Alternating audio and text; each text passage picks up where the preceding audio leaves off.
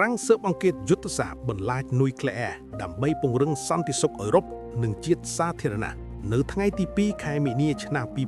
2026នៅមូលដ្ឋានទ័ពបារាំងលើកោះឡង់តំបន់ Finistère ភាគខាងលិចប្រទេសបារាំងប្រធានាធិបតី Emmanuel Macron បានប្រកាសពីគម្រោងសំខាន់មួយស្ដីពីការពង្រឹងយុទ្ធសាស្ត្របន្លាចនុយក្លេអ៊ែរនិងសន្តិសុខជាតិនៅអឺរ៉ុបគម្រោងនេះត្រូវបានគេពិចារណាថាជាគម្រោងមួយដែលមានប្រយោជន៍យ៉ាងសំខាន់នៅបរិបទសន្តិសុខពិភពលោកដែលមានការប្រែប្រួលយ៉ាងឆាប់រហ័សនិងបង្កឲ្យមានកង្វល់ពីការគំរាមសន្តិសុខសារៈសំខាន់នៃការស៊ើបអង្កេតប្រធានាធិបតីម៉ាក្រុងបានបញ្ជាក់ថាបារាំងនឹងស៊ើបអង្កេតយុទ្ធសាស្ត្របន្លាចនុយក្លេអ៊ែរដោយមានការចូលរួមរបស់ប្រទេសអឺរ៉ុបមួយចំនួន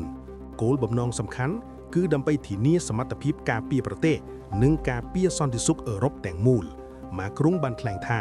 យើងត្រូវតែពង្រឹងសមត្ថភាពយុទ្ធសាស្ត្របន្លាចដោយប្រើសពយុទ្ធនុយក្លេអ៊ែរព្រោះបរិបទពិភពលោកបច្ចុប្បន្នបង្កើនការគំរាមសន្តិសុខថ្មីៗដូច្នេះបារាំងនឹងធ្វើការស៊ើបអង្កេតយុទ្ធសាស្ត្របន្លាចនុយក្លេអ៊ែរដោយសម្របឲ្យបានស៊ីជម្រៅបំផុតការចូលរួមរបស់ប្រទេសអឺរ៉ុបម៉ាក្រុងបានបញ្ជាក់ថាមានប្រទេសអឺរ៉ុបចំនួន8ប្រទេសបានសម្រេចចូលរួមក្នុងគម្រោងនេះរួមមានអង់គ្លេសអាល្លឺម៉ង់បែលហ្សិកប៉ូឡូញហូឡង់ក្រិចស៊ុយអែតនិងដាណឺម៉ាកគោលបំណងនៃការចូលរួមនេះគឺដើម្បីពង្រីកសមត្ថភាពការពារជាសហភាពនិងអាចបញ្ជូនកងទ័ពអាកាសនិងយន្តហោះចម្បាំងទៅបំបែកកម្លាំងប្រមូលផ្ដុំរបស់សត្រូវក្នុងតំបន់ផ្សេងៗនៅអឺរ៉ុបនេះមានន័យថាបារាំងអាចដាក់អាវុធនុយក្លេអ៊ែរក្រៅប្រទេសតាមការចូលរួមរបស់ប្រទេសសមាជិកក្នុងគម្រោងការពារសន្តិសុខជាតិនិងអឺរ៉ុបប្រធានាធិបតីម៉ាក្រុងបានបញ្ជាក់ថាកងកម្លាំងសម្ព័ន្ធមិត្តអាចចូលរួមក្នុងការហ្វឹកហាត់យុទ្ធសាស្ត្រជាមួយកងទ័ពបារាំងដោយប្រើអាវុធនុយក្លេអ៊ែរទន្ទឹមនោះបារាំងនឹងពង្រឹងចំនួនក្បាលគ្រួបនុយក្លេអ៊ែរប៉ុន្តែនឹងឈប់ផ្សាយចំនួនពិតជាក់ស្ដែងចាប់ពីពេលនេះតទៅម៉ាក្រុងបានដកស្រង់ច្បាស់ថាការស៊ើបអង្កេតនេះមិនមែនជារឿងប្រកួតប្រជែងអាវុធនុយក្លេអ៊ែរទេ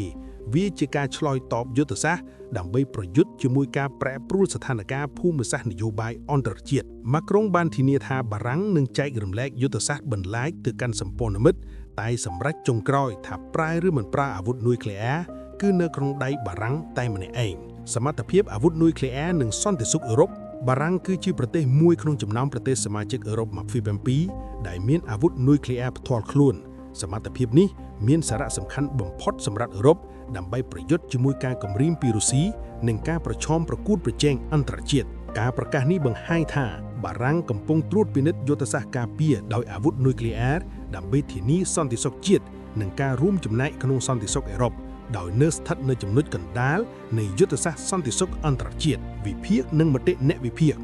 1. សន្តិសុខអឺរ៉ុបក្រោមសម្ពាធអ្នកវិភាគសន្តិសុខបរទេសមួយបានពិចារណាថា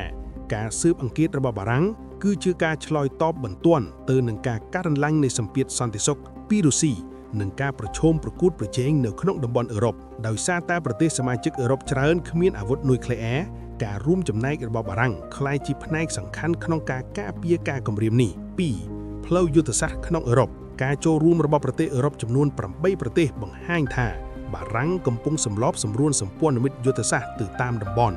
អ្នកវិភាគបានមើលឃើញថាប្រទេសទាំងនេះមិនត្រឹមតែទទួលបានសមត្ថភាពការពារបន្លាចបន្ថែមទេប៉ុន្តែថែមទាំងកាត់បន្ថយការពឹងផ្អែកលើអាមេរិកនិង NATO ផងដែរ 3. បញ្ហាសុវត្ថិភាពនិងវិបត្តិនយោបាយអ្នកវិភាគផ្សេងមួយបានពិចារណាថាការពង្រីកនិងលេខព័ត៌មានអំពីចំនួនក្បាលអាវុធអាចបង្កការប្រុងប្រយ័ត្ននិងការប្រកួតប្រជែងថ្មីៗលើវាលសន្តិសុខអន្តរជាតិការសម្រេចចិត្តដាច់ខាតនៅក្នុងដៃបារាំងតែម្នាក់អាចបង្កឲ្យមានការប្រកួតប្រជែងសន្តិសុខមួយតែវាក៏ផ្ដល់សេរីភាពយុទ្ធសាស្ត្រទៅឲ្យប្រធានាធិបតីដើម្បីឆ្លើយតបជាមួយការប្រែប្រួលយ៉ាងឆាប់រហ័ស 4. ទស្សនវិស័យអនាគតមុនសេចក្តីប្រកាសនេះអឺរ៉ុបមានការពឹងផ្អែកខ្លាំងលើសមត្ថភាពសន្តិសុខរបស់ NATO និងអាមេរិកការប្រកាសរបស់ម៉ាក្រុងបង្ហាញថាបារាំងកំពុងពង្រឹងសមត្ថភាពផ្ទាល់ខ្លួននិងផ្ដល់ជំនួយទៅកាន់សម្ព័ន្ធមិត្តដែលអាចនាំឲ្យអឺរ៉ុបមានសមត្ថភាពអន្តរជាតិស្វ័យប្រវត្តិខ្លួនខ្ពស់ក្នុងការឆ្លើយតបប្រឈមការប្រកួតប្រជែងនៃពេលអនាគត